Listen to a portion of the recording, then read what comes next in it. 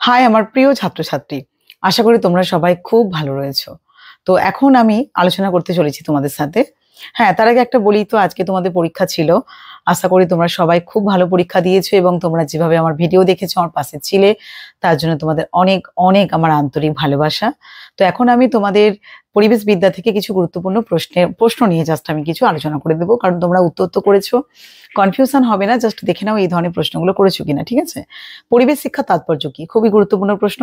টেবিলিস ঘোষণা কি? এবং পরিবেশের যে আইন, এর প্রয়োজনীয়তা কি? তো সেই ক্ষেত্রে জলদূষণ আইন, বায়ু দূষণ আইন, পরিবেশ সুরক্ষা আইন, মন্ট্রিল আইন, ঠিক আছে, সিবিডি, এগুলো খুবই গুরুত্বপূর্ণ। বসুন্ধরা সম্মেলন বলতে কি বোঝো আলোচনা করো। আর কার্বন ব্যবসা বলতে কি বোঝো।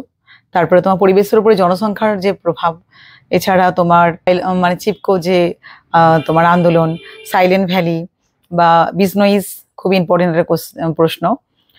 সাইলেন্ট ভ্যালি, বিজনয়েজ, তো এই সমস্ত টপিকগুলোর উপরে প্রশ্নগুলো যেগুলো করেছে খুবই গুরুত্বপূর্ণ। নর্মদা বাঁচাও আন্দোলন, পরিবেশগত মূল্যবোধ ও পরিবেশের ক্ষেত্রে নারীবাদের ভূমিকা আলোচনা করো, খুবই খুবই গুরুত্বপূর্ণ প্রশ্ন। বিপর্যয় কি? বিপর্যয় ব্যবস্থাপনা, এর ধাপগুলো ব্যাখ্যা করো, এর শ্রেণী বিভাগগুলো লেখো। এছাড়া বিভিন্ন যে প্রাকৃতিক যে বিপর্যয়, যেমন ঘূর্ণিঝড়, তোমার মিনামাটা বিপর্যয়, ভোপাল গ্যাস দুর্ঘটনা, কোভিড-19 বা প্রাকৃতিক দুর্যোগের মধ্যে যেমন আয়লা, ঠিক আছে, এগুলো একটু করে রাখবে।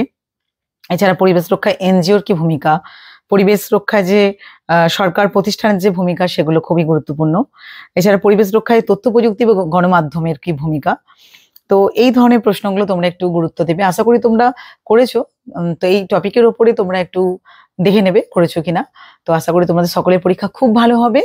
সবাইকে শুভরাত্রির। ঠিক আছে, খুব ভালো থেকো, টাটা।